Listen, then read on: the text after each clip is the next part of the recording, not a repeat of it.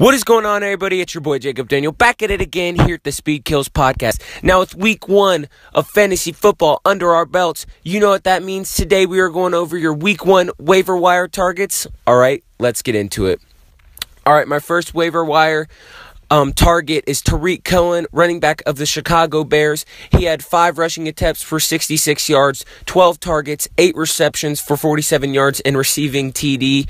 Now, he's a pass-catching back, and he had a really good week for a pass-catching back, but I still think that he has a lot of value as a pass-catching back for the Chicago Bears. He showed it today. The only thing that I'm worried about is he got all of his rush yards on one rush. He had over a 40-yard rush, but the thing that I really like about Tarik Cohen is he had 12 targets. Now, 12 targets, that's a lot for a running back out of the backfield, and Jordan Howard's not the best pass catcher, so he's going to be used in those passing downs, and he's going to be that pass catcher for them. I think that the Chicago Bears are going to go to a committee now with Jordan Howard and Tarik Cohen, and I definitely think that there is fantasy value there with Tarik Cohen. All right, my second waiver wire target is, of course, Kenny Golladay of the Detroit Lions. He had 7 targets for 4 receptions, 69 yards, and 2 receiving touchdowns. Now, this was an exceptionally good week for Kenny Golladay with the 2 touchdowns. Great debut for him. 7 targets. That's a decent amount of targets. He only caught 4 of them, but he didn't turn on until the fourth quarter when he had 2 different grabs. I think that's when his touchdowns came, but I still think that he is a legit wide receiver in the Detroit offense. He's probably their second target over next to Golden Tate.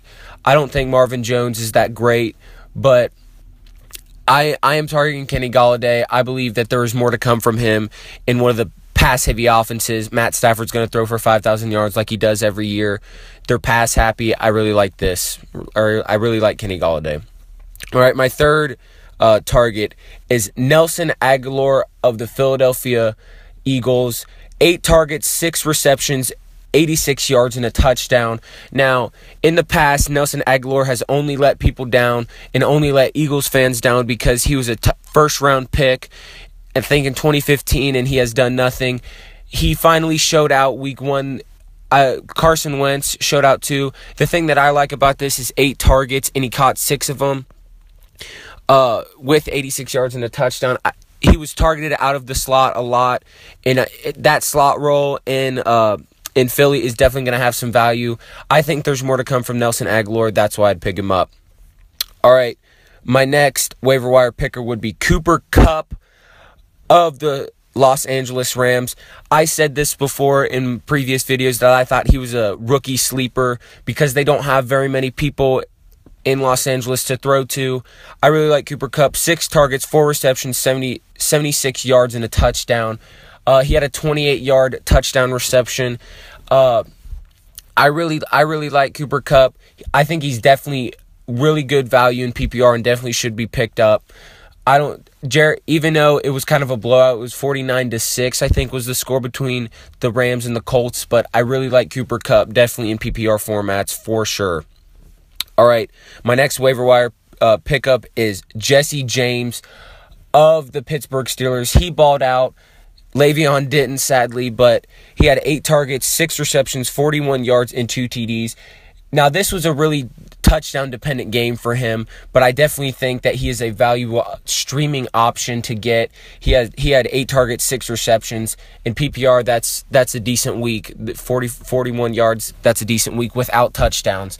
And he definitely has that touchdown potential. The only thing that I'm scared about him is Vance McDonald came in. They traded for him, and I think they like Vance McDonald a lot more than they do with Jesse James.